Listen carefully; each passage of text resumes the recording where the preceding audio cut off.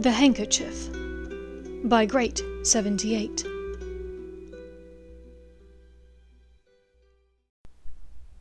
Chapter 76. Voldemort's Man. "I can help you, Draco." The headmaster slumped against the wall, looking weak, and yet somehow still seemed to exude more strength and resolve than Draco felt he could muster at the moment. "No, you can't," Draco said, willing the tears to stay out of his voice and failing. "Nobody can. He told me to do it or he'll kill me. I've got no choice." "Come over to the right side, Draco, and we can hide you more completely than you can possibly imagine. What is more, I can send members of the Order to your mother tonight to hide her, likewise. Your father is safe at the moment in Azkaban. When the time comes, we can protect him too. Come over to the right side, Draco. You are not a killer." Draco was surprised that Dumbledore didn't know of the prison breakout months ago, but it made sense that the Ministry was doing all it could to keep that quiet. At the mention of his father, the words of Voldemort came back to him. "I need another loyal wizard to stand in his place. If you fail, I cannot guarantee your safety, or that of your family." He saw it clearly now.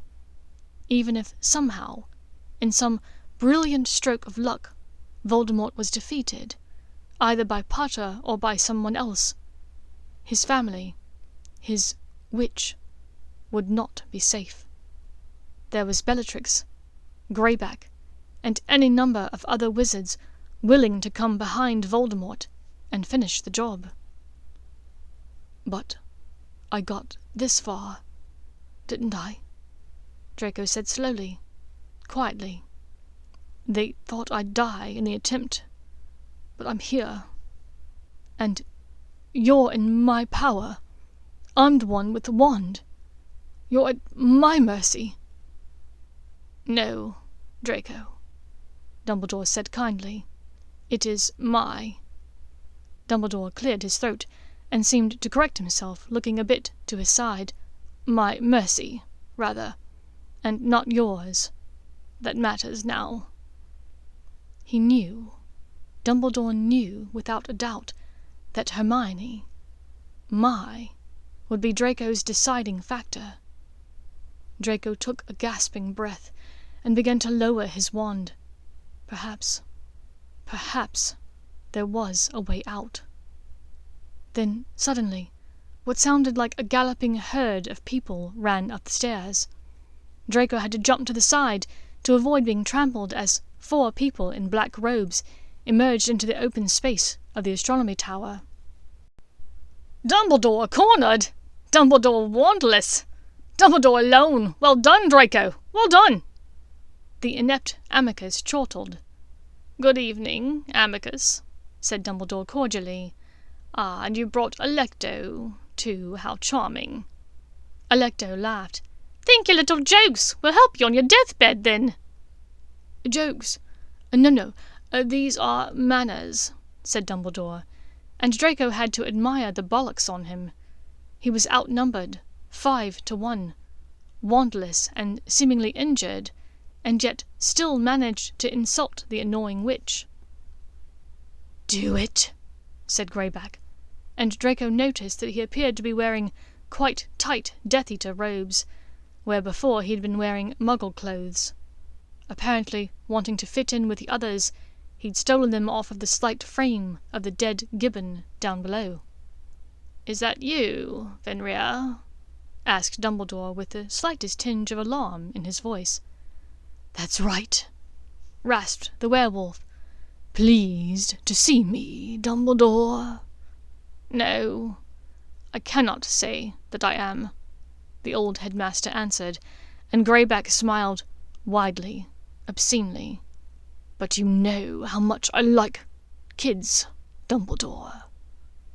Draco fought against a fresh wave of nausea and revulsion as Greyback and Dumbledore continued to speak. He lost the discussion for a moment as the image of a bloody Hermione jumped into his brain. "I am a little shocked that Draco here invited you, of all people, into the school where his friends live." "I didn't," said Draco, trying to tamp down the panic in his mind before it became a full-blown attack. "I didn't know he was going to come." Greyback continued his verbal assault on Dumbledore, but Roll spoke over him. "No, we've got orders. Draco's to do it. Now, Draco, and quickly." But Draco's wand stayed by his side. He stared at Dumbledore, asking wordlessly, "What now?" But Dumbledore looked more tired, more worn down than ever. "He's not long for this world anyway, if you ask me. Look at him. What's happened to you then, Dombey?" Amicus wheezed. "Oh, weaker resistance, slower reflexes, Amicus," said Dumbledore. "Old age, in short. One day, perhaps, it will happen to you, if you are lucky." Amicus took Dumbledore's comments as an insult, goading Draco, chivvying him into action. "Come on, Draco, do it!" Then more noises on the stairs indicated that more people were trying to come up. A voice shouted, "They've blocked the stairs! Reducto! Reducto!" This was not more Death Eaters. Presumably this meant that Yaxley, Selwyn, and Travers had either been killed or captured, because the sounds did not appear to be those of a fight, but rather of an effort to break through the barrier. Roll yelled, "Now, Draco, quickly!" Draco raised his wand, tears clouding his eyes once more. Greyback was the closest to Dumbledore, the biggest threat, and also the easiest to hit, as his attention was solidly focused on the headmaster. But Draco's hand jittered and shook too much. Greyback looked at Draco, seeing his wand pointed somewhere between himself and Dumbledore. His eyes widened in realization of the predicament he was in and snarled, "I'll do it." The werewolf started towards Dumbledore, but in a surprise move it was Roll who blasted him back. Greyback stumbled and turned to Roll with a look of sheer hatred. "I said no!" yelled Roll, as one might yell at a disobeying pet. Now Alecto joined the fray. "Draco, do it!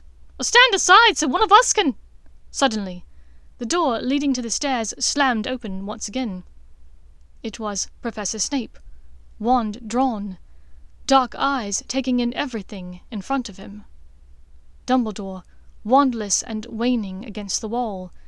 Draco, face flushed, tears barely in check. And the others, each salivating over their chance at glory, their chance to kill Dumbledore. "We got a problem, Snape," said Amicus. "The boy don't seem to be able—" But then Draco heard another voice, one that seemed nearly unfamiliar. "Severus." Draco turned back in horror to realize that the word had come from Dumbledore. It almost sounded as though he was begging Snape for something, for mercy. What's more, it was in a tone of honesty, camaraderie, raw truthfulness, the voice of someone who had no doubt about the integrity of the person to whom they spoke. "No," Draco thought, "he's not on your side. Don't let him near you. He—" Snape did not speak, but stepped up and shoved Draco harshly away. Everyone else fell back as well.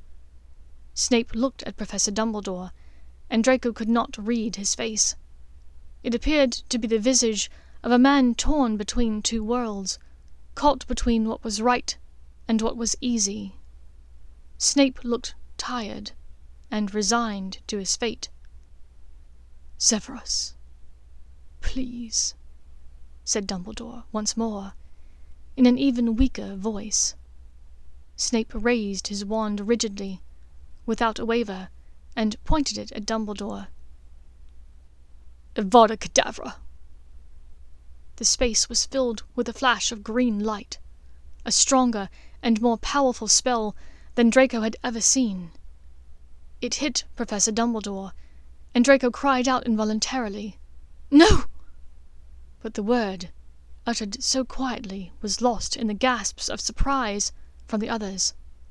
The headmaster flew up into the air, then fell back, over the battlements and down to the base of the tower. And with him, Draco thought, he took Draco's only chance at redemption, his only chance at salvation. He was trapped now, Voldemort's man. No one but Dumbledore and Draco had known what had been said and understood there on the astronomy tower that night. And now, no one else would ever know. Draco was frozen to the spot. Voices yelled and converged and bounced off of each other around the tower room. And then Snape had him by his collar, forcing him down the stairs. "Out of here! Quickly!" the professor said, pushing at Draco's back. He could hear others behind them, but didn't turn round.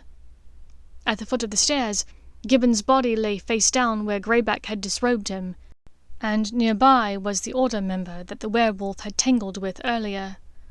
Draco just made out a few features and realized with shock that it was an older Weasley. Not the one who'd been judging the Triwizard Tournament years before, but the one who'd caught Fleur Delacour's attention. It was hard to suppress his horror and revulsion. Still, Snape pushed at his back, and miraculously no spells seemed to hit them. As they pushed through whilst all around them, witches and wizards were dodging and ducking spells, a crazy thought came to Draco. It was like they were the ones who drank liquid luck. Then the thought cleared, and Draco realized that it was far more likely that both sides were avoiding hitting Snape, because both sides thought of him as one of them. It almost made him yell out to a passing fighter, the Weaselette as it turned out. "Get Snape," he wanted to say. "Take him down." But the shock of the evening, Hermione speaking to Dumbledore about him, Dumbledore's death, Snape finally showing his true colours, the Weasley attacked by Greyback, it was all too much, far too much to think straight. They were at the entrance hall, and Snape was pushing through a group of Hufflepuffs gathered there. Draco recognized Theo, but with reddish-blonde hair, and he gave him a quick nod. Theo simply stared at him and Snape, unsure of what to make of it all. Down in the grounds, they were nearly overtaken by Roll when Hagrid burst from his hut, wand pointing at the small group in the darkness. Snape parried his spells deftly with a strong shield charm, and he and Draco closed the space needed to get past the wards to a disapparition point. A voice yelled behind them, and something made both Snape and Draco turn to it. It was Potter. Fucking Potter, who couldn't be bothered to join the fray earlier when Dumbledore needed him. He was firing off spells at all 5 of them now, Draco and Snape, Roll and the brother and sister, all of whom were rushing to leave. But now Roll had fired a few incendio spells at the hut, and it was going up like kindling. "Fangs in there, you evil bastard!" Hagrid yelled. Draco looked right towards Snape, who was going back in Potter's direction. Potter had felled one of the siblings, and the other was trying to get them up off the ground. Hagrid fought with Roll, and Draco, who was closest to the hut, could hear the howls of the boarhound trapped inside. Making a split-second decision, Draco tore off left towards the back of the hut. Buckbeak, the hippogriff, was tied up close to the house, and was fighting to get away from the flames. Draco maintained eye contact with the beast, bowing a bit as he came, but niceties be damned. Draco had already nearly had this animal killed once. He wasn't about to do it again. He slipped the rope off of the post, and Buckbeak bent his front legs and leapt, flying up into the sky above them. Draco now pointed his wand at the back door of the hut, but his Alohomora could not penetrate the flames of incendio. So he stowed his wand quickly in his sleeve, and charged towards the cabin, using one arm to shield his nose and mouth, and the other hand to fumble open the door. Fang nearly bowled him over, racing to get out of the hut. But in the hurry to get up the steps to the hut, Draco had miscalculated the weakness of the smouldering wood. His ankle was buried in the top step, and he couldn't free it. Panic set in.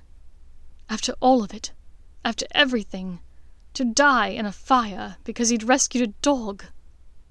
But now Hagrid had come back around the back of the cabin, led there by Fang. "Draco, what you doing here?" Hagrid lifted him bodily from the step, and moved them a short distance away from the burning hut, out of sight of the rest of them. "Fang! Buckbeak!" he coughed. He was finally able to get a breath of fresh air, and said to Hagrid, "I'm sorry for all of it. I didn't mean for it to happen. I'm so sorry." At that, he rose and staggered around the side of the burning cabin, where he found Snape stalking towards him. "Let's go," Snape said. They reached the place just beyond the wards, right inside the Forbidden Forest, and Draco marvelled. Again, the forest at night. He couldn't escape it. But as he turned back, taking in the burning hut, the castle ablaze with lights, a crowd gathering at the base of the tallest tower, he knew that what he could never truly escape was the situation into which he was about to apparate. They landed just outside the gates of Malfoy Manor. Snape held Draco's upper left arm with his right. As they approached the gate, the older man held up his left arm, then reached for Draco's left forearm, holding it up as well. "What the fuck are you—" Draco tried to pull away. "The wards of your ancestral home have changed. You need one of these." Snape looked down coldly at Draco's left arm.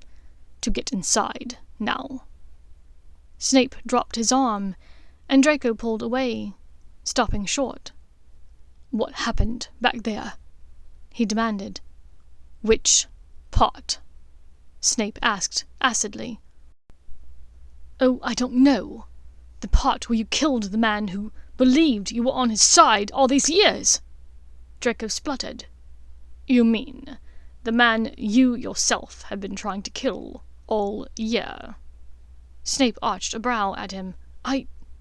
Draco stopped. I changed my mind. Dumbledore was going to help me." "He did help you. You just don't know it yet." Snape started to stride away. "What do you mean?" Draco ran to catch up. "Your occlumency, Draco. What does it matter? The Dark Lord got what he wanted. Dumbledore is dead." Snape rounded on him with a fierce look on his face. "You said it yourself. You changed your mind. It isn't only that you couldn't kill him. It's that you did not want to. The Dark Lord and your dear aunt will see this in your mind. You may be tortured for your passivity, Draco. Don't get killed because of your humanity."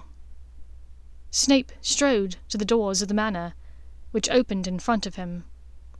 After a moment, Draco followed. Chapter 77. In Memoriam, investigating Mudbloods. He'd come inside the manor to a cold handshake and a few tight-lipped words from his father, a nod from Bellatrix, and a long hug from his mother, who was doing her best to be cheerful and happy that he was home. Claiming that he needed a rest and a shower before their late dinner, he'd hastened upstairs with his things. He removed the birdcage from his charmed bag, settling it on a low table near the window, so that they could see the sun in the morning. To his relief, they were fine. He opened the little door of the cage and warned them to stay in the room. He wrote to Theo and Blaise that he was safe, but that he wasn't able to go through with his mission, and that Snape had done it instead. Theo told him about exams being cancelled, Bill Weasley recovering in the hospital wing, and that everyone was staying for Dumbledore's funeral. Blaise said that everyone in Dumbledore's army appeared fine, and that Travers and his stepfather Selwyn had been captured, meaning that his mother Aradia would be able to meet him and Theo in Italy, after all. Draco performed the counterspell on the other 2 coins, the ones tying him to Rosmerta and Borgin, severing their connection. Then he threw them into the fireplace in his room.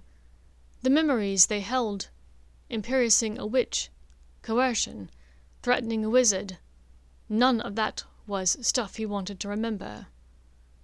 Draco's handkerchief stayed blank. He wrote again to both Theo and Blaise, asking them to let Hermione know that he was safe and at home, and that he would wait for her to contact him when she was ready. He knew she might never be ready. "So, Draco, I'm sure you're glad to be home for the summer," Bellatrix commented over dinner with her mouth full of food, as though she'd forgotten every etiquette lesson she'd ever taken.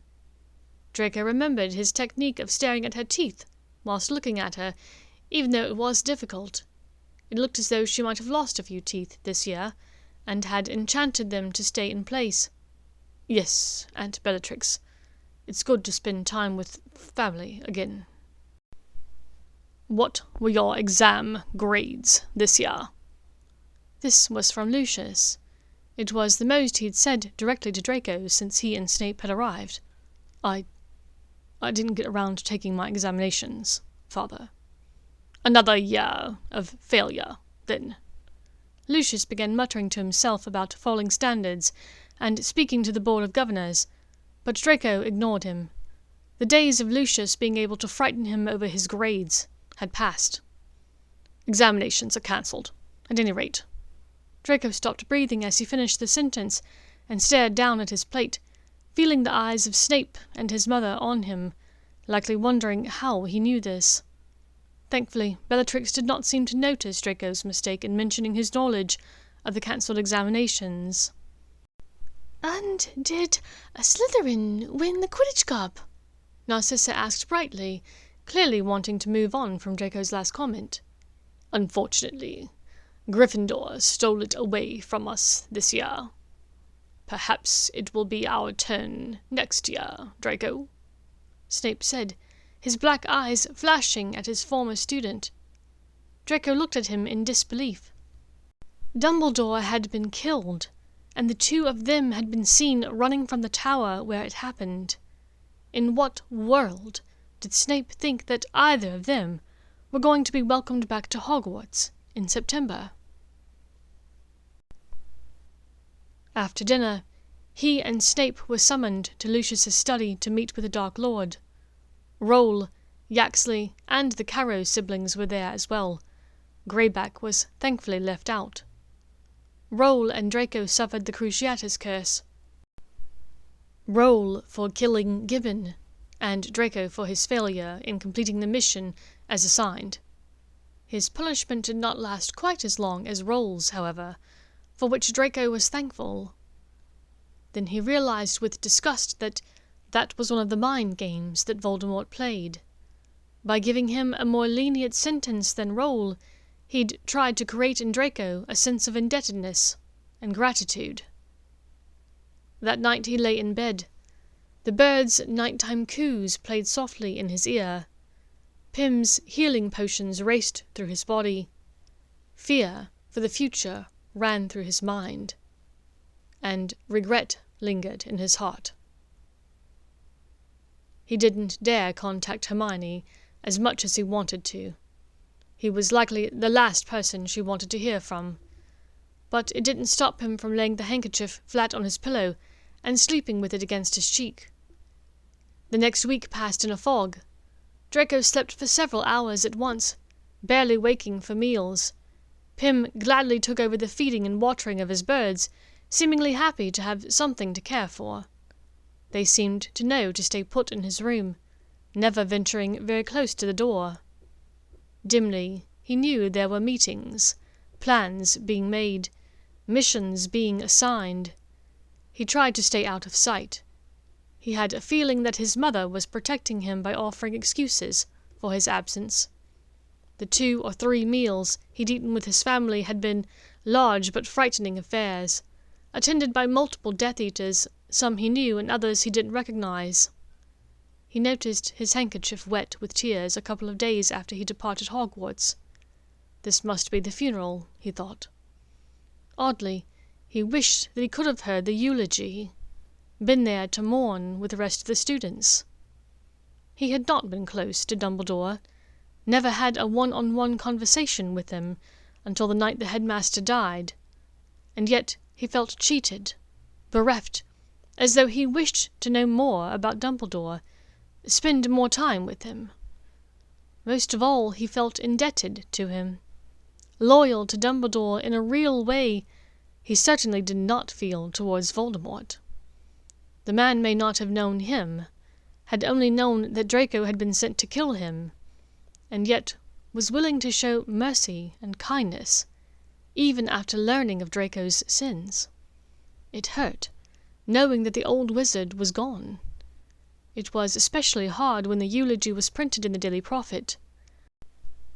Learning about the man's life and his accomplishments made Draco wonder, if I'd been killed, what would they have printed about me? Youngest Death Eater. Seeker for a Quidditch house team that never won the Quidditch Cup. Near the top, but not at the top. In class at Hogwarts before dropping out. Pureblood asshole. It wasn't a happy thought. Blaise and Theo had arrived in Italy the evening of the funeral. 3 nights later, Tiberius Nott had appeared at Malfoy Manor in a thundering rage, demanding to speak to Draco about the whereabouts of his son. Draco couldn't help but wonder if it had truly taken the man 3 days to notice that his son hadn't returned from Hogwarts. Lucius, in a rare moment of usefulness, told him off and sent him away. When Draco saw Tiberius the following week, the older wizard acted as though the entire incident had never happened. After another week of wondering, analyzing, and chastising himself, miraculously, his handkerchief warmed in his pocket. He was in the library, reading up on the theory behind legilimency. After the moments with Dumbledore on the astronomy tower, he was very interested in learning it. He hadn't inherited a natural gift for it, like his mother or her sister, but he knew it could be a learned talent, especially if one had a familial proclivity for it. But having no one to practice on made it difficult. When he felt the cloth heat, he leapt up from the green velvet sofa, dropping his book and disturbing the pile of books next to him. They slid off the sofa and tumbled onto the table and floor, taking down a teapot, milk pitcher and sugar bowl, a teacup, and a small plate of sandwiches with him. Tiffy popped in, swept everything onto a tray in a few seconds, and popped back out, nodding and smiling at his embarrassed thanks. He fumbled in his pocket and withdrew the handkerchief at once to read her message. "How are you doing?" How to answer. Fine. Miserable. Living on tenterhooks in constant fear. Missing you. All of them were true. Finally he answered, "I miss you so much. I'm here at the manor, but I don't want to be. It's become official headquarters for him, it seems. Everyone here is on edge." "Did you get punished for not completing your mission?" "Only the Cruciatus." "How did you know that I didn't complete the mission? Did Theo or Blaise tell you?" "No. Harry did. He was petrified by Dumbledore under the cloak at the top of the tower that night." Thoughts and emotions hit Draco like a pile of bricks. Anger that Dumbledore had had a wizard there on his side who could have helped, and had petrified him instead. Relief that at least she knew for a fact that it had not been he who had uttered the curse. And understanding of why Potter had seemed to show up late to the battle, ready to fight Snape specifically. If Dumbledore petrified him, the spell had ended at Dumbledore's death. "I couldn't do it, Mai." "Harry said you were lowering your wand." "Dumbledore knew about us. I guess he might have realized we were friends when you visited him about my mission. He showed me the memory through legilimency. But I showed him my memory, too. The one where I first told you that I loved you. He reminded me that you were what mattered. You would get me through this. I decided to trust him and hope that the Order could protect us. So what happened? Snape. He came in and fired the curse with no warning. It was so cold, Hermione. He seemed so occluded. I don't know what to make of it. My God! What did he say after you left the school? Did he offer an explanation? Not really. I was upset. I told him Dumbledore was going to help me, and he told me that Dumbledore already did. I just didn't know it yet. What could that have meant? I don't know. It was all so confusing, the whole night. Hagrid told me you freed Fang and Buckbeak. I couldn't let them die, too. Please, be safe, Draco. Is there any chance you can get free to meet? I want to tell you some things in person. I will look for a chance. If we're seen together in Diagon Alley or another wizarding area, it'll raise questions. Maybe in the Muggle world.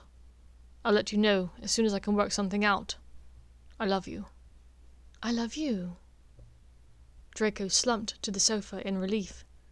In spite of it all, she was still on his side. As he sat, he could do nothing but weep in relief.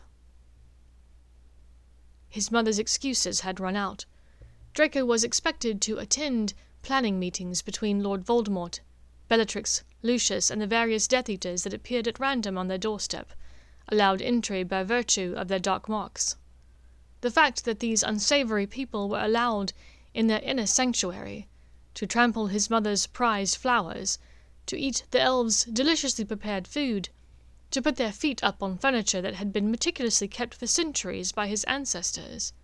It got on Draco's every nerve. In moments of privacy, he promised himself that the first thing he'd do when he returned to this house after Voldemort was defeated was to adjust the wards. The idea of this kept him sane, gave him a bit of hope that normalcy could be restored. After seeing the ease with which Snape killed Dumbledore, he no longer lived under the childish dream that he himself would not die. He knew the chances were high, higher, in fact, than many, by virtue of the allegiances he had to both sides of this fight, either forced upon him or chosen by him. The stark truth was, both sides of this war could easily want him dead, if they knew his whole heart and history.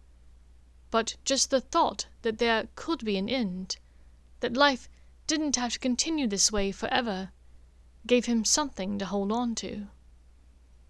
The planning meetings took a lot of energy to get through. They were often many hours long.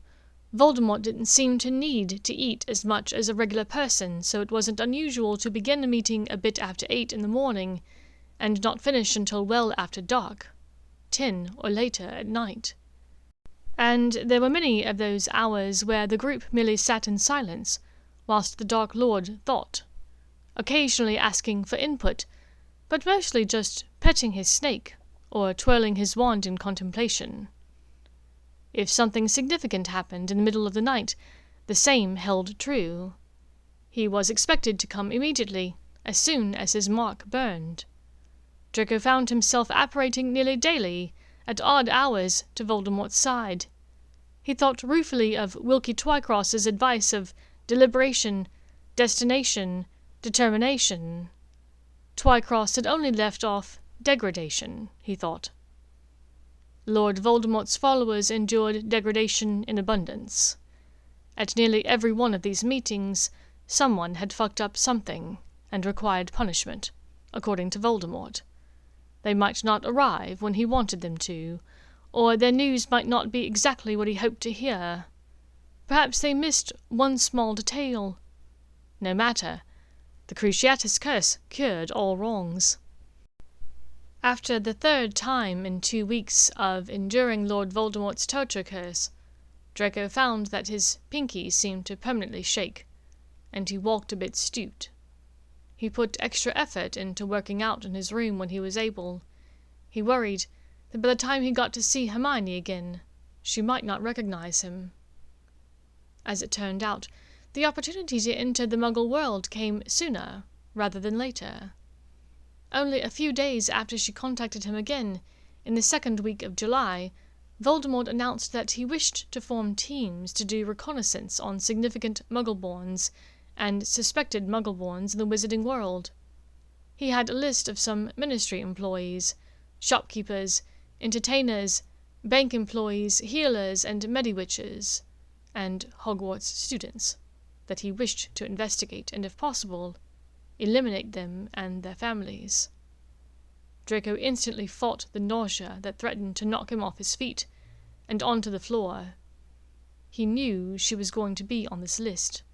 Her, and probably several other people he knew. He would need to do everything he could to get on a team assigned to her, and then do whatever he could to protect her. Ministry officials were discussed and assigned first, followed by those involved in banking. Next were healers and mediwitches. Draco was surprised to hear Edward Tonks's name here. He never thought to find out what occupation that Andromeda's husband held. When the Dark Lord asked for volunteers to follow Healer Tonks, Draco raised his hand. "This Muggleborn has infiltrated my family. I will do the same to his." Bellatrix nodded her approval. When it came time for the Hogwarts students, it was easy. Draco spoke up for all 9 of them. As many of the Death Eaters had been told over the years, Draco was no fan of Mudbloods, often insulting, bullying, or belittling them, so his offer to go after them surprised no one. Lord Voldemort's high, cold voice broke into the silence. "Young Malfoy will need a team to lead. Is there anyone willing to follow him?" It was not surprising who volunteered, or rather who was told, to join him. The least of the Death Eaters, the dregs and scraps that no one else wanted. Tiberius Nott, who would rather show up late and take a Cruciatus curse than stop drinking and arrive on time. The Carrow brother, whose deplorable jokes and questionable character made him disliked, even among a cadre of other deplorable and questionable people. And Pettigrew, a mediocre wizard whose notoriety was that he'd double-crossed his friends and performed some questionable sexual magic to bring back the darkest wizard in multiple generations. Not a dream team, by any means, but exactly who he wanted, thought Draco with a wry smirk.